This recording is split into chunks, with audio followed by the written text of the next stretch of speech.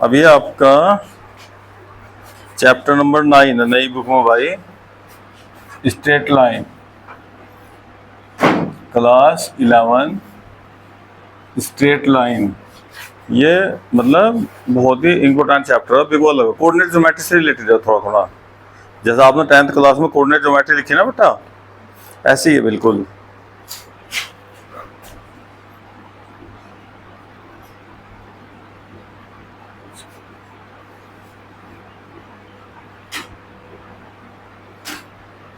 Straight line, straight line का मतलब हो जैसा सीधी लाइन है ना। देखो जैसा आप, लेकिन कोऑर्डिनेट ज्योमेट्री की बात चल रही तो थोड़ा इधर से लिखा है। ये आपका एक्स एक्सिस, वाई एक्सिस, और यहाँ क्या होगा कोऑर्डिनेट, वो plus plus minus plus minus minus plus minus. ये आपकी कोई लाइन जा रही है ऐसा, ठीक है, ये लाइन है। अब ये एक्स एक्स की पॉजिटिव डायरेक्शन, देखो एक्स एक्स की पॉजिटिव डायरेक्शन से कितना एंगल बना रही है, वो इसका स्लोप। पॉजिटिव डायरेक्शन से एक बात ध्यान से सुनिए, ये क्या बेटा ओरिजिन 0 0, और ये वाई एक्स पर ना जितना भी इसने ये यहाँ से यहाँ तक टुकड़ा काटा, इसे इंटरसेप्ट कहना, ठीक है। वाई एक्स पर इसके द्वारा काटा गया इंटरसेप्ट। अब इसे सबसे पहला इक्वेशन है बेटा, equation of line, slope intercept form.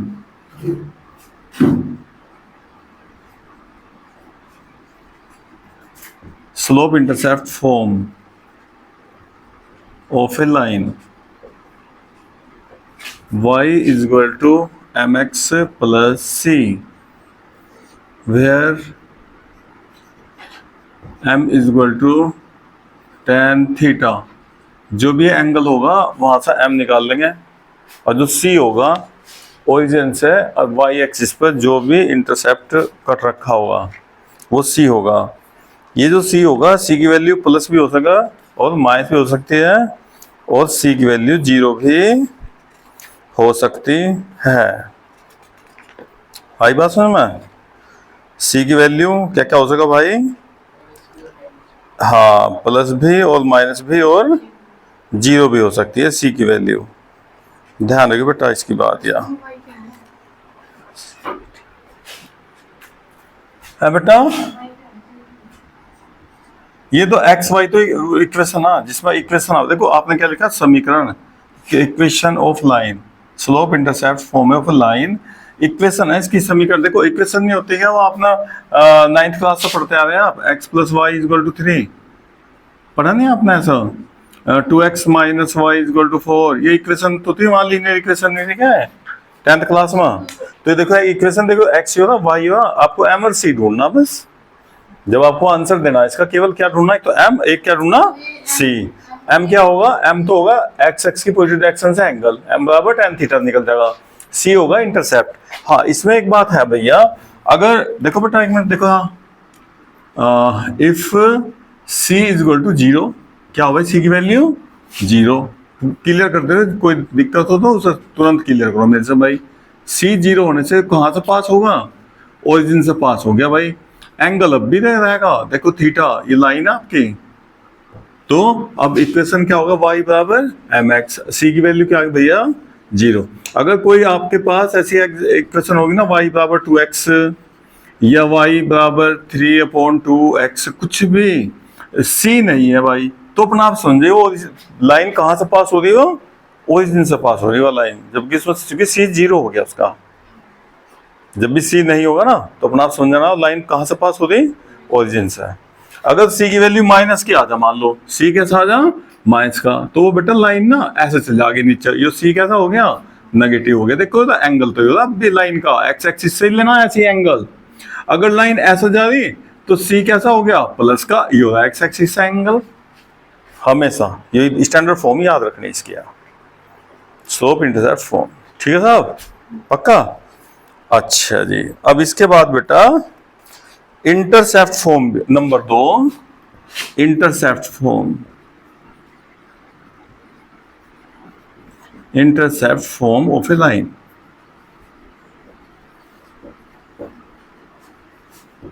बेटा इसे इंटरसेप्ट फॉर्म ना, इसे हिंदी में अंतःखंड रूप कहें। क्या कहें? अंतःखंड रूप। इसे बता क्या कहें? प्रवणता रूप या ढाल अंतःखंड रूप, सीधा है ना। क्या कहें इसे?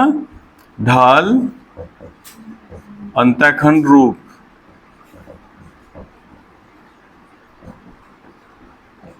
लाइन का इक्वेशन, ठीक है। तो इसमें वो आपके पास स्लोप भी आ जाएगा और इंटरसेप्ट दे दो वाई एक्सिस पर, केवल वाई एक्सिस पर। याद रखना है फॉर्मूला, याद रखना जब सवाल होंगे। ये इंटरसेप्ट फॉर्म, इंटरसेप्ट का मतलब हो गया जो एक्स एक्सिस वाई एक्सिस पर दोनों पे इंटरसेप्ट काटेगी बेटा लाइन। देखो एक्स एक्सिस वाई एक्सिस और लाइन ऐसे जाएगी बेटा।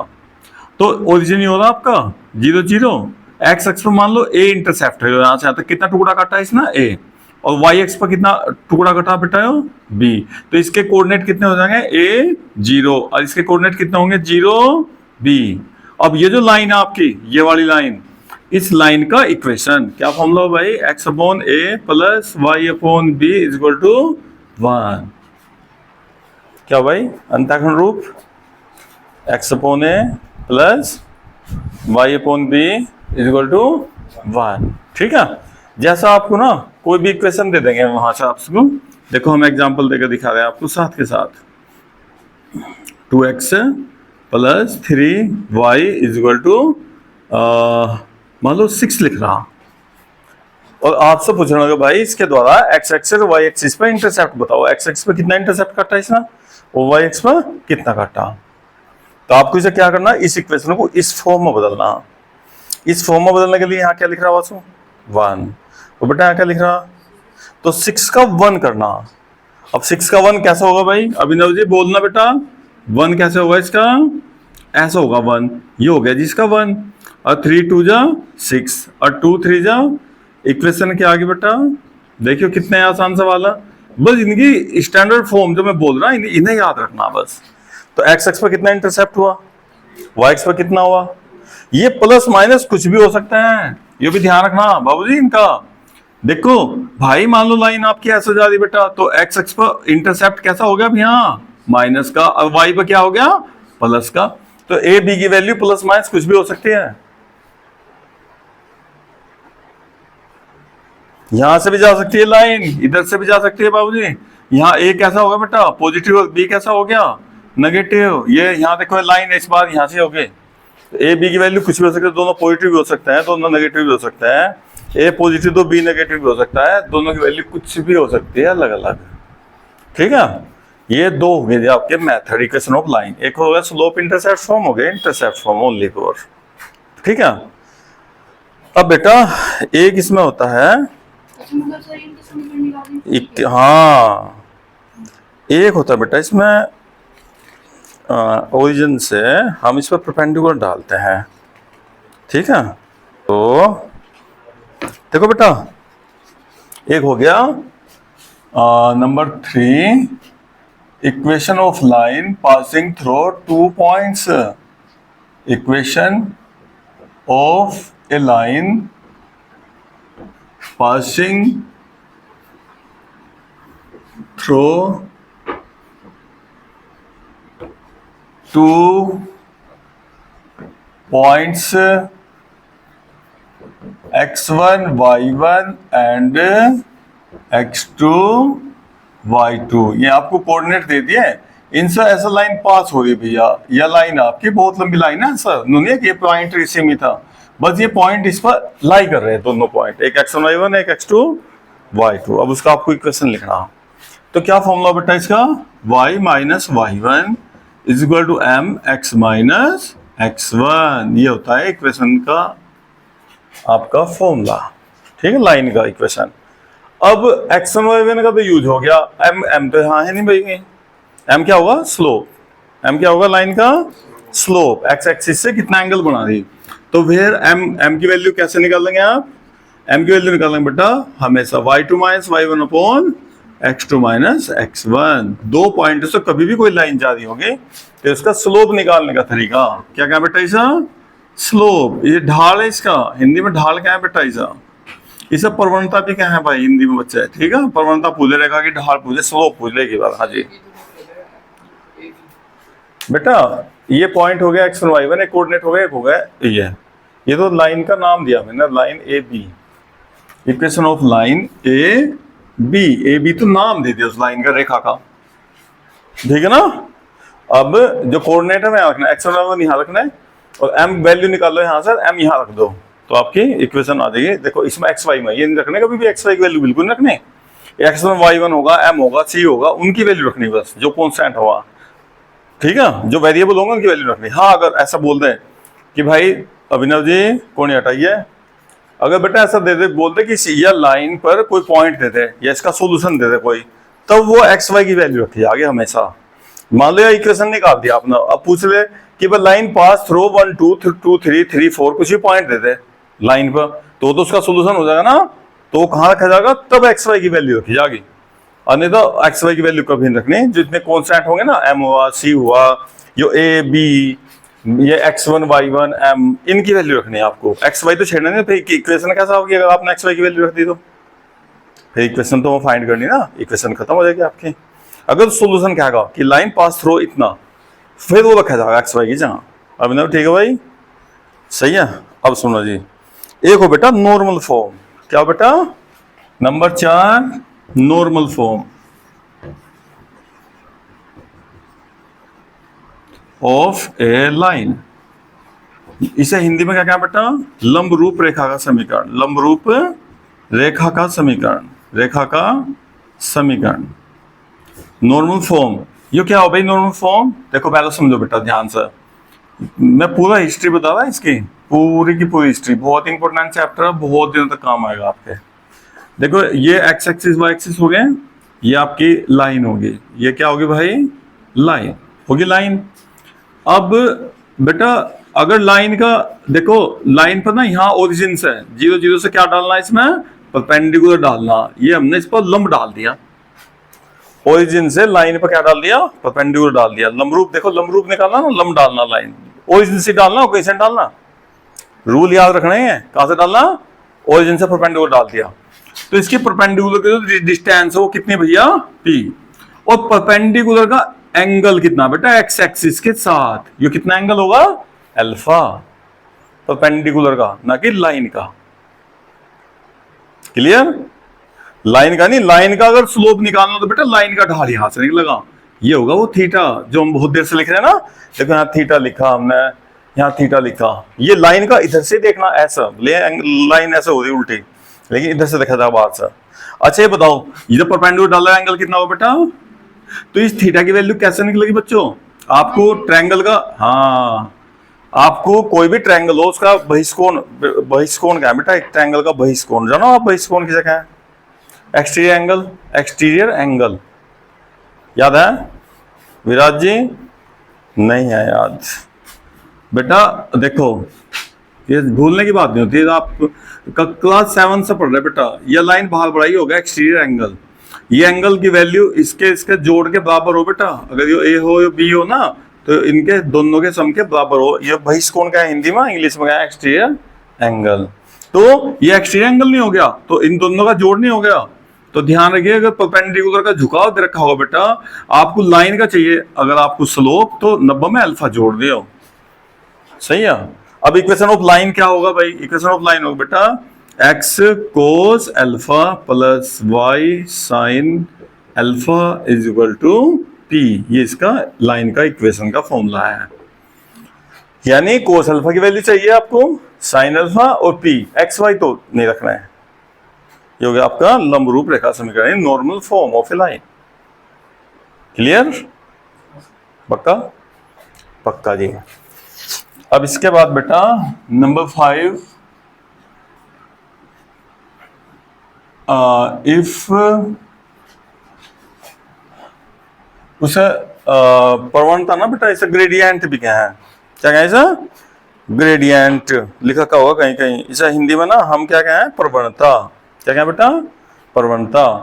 तो वैसे स्लोप क्या है, जैसे एंगल निकालना अल्फा है ना, थीटा, इनका अगर आपको 2 लाइंस दे रखी हो बेटा, जिनके ग्रेडियंट क्या हो, इफ टू लाइन्स, अरे इंटरसेक्शन लिख दो सीधा, intersection angle,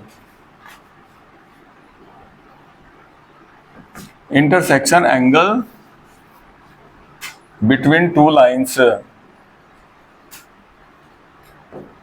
between two lines. भाई एक लाइन याद है बेटा, एक लाइन याद है, इनके बीच में ये चाहिए इंटरसेक्शन एंगल। अब ये जो लाइन है आपकी, इसका स्लोप क्या हो बेटा, m1, ये लाइन दूसरी, इसका स्लोप क्या हो, m2, ये हो गया इंटरसेक्शन अल्फा। तो m1 भैया देखो, तो क्या फॉर्मूला बेटा इसका, tan alpha equal to m2 minus m1 upon 1 plus m1। लेकिन ये जो अल्फा आएगा हमेशा कैसा आएगा, पॉजिटिव, कभी भी नेगेटिव नहीं आएगा।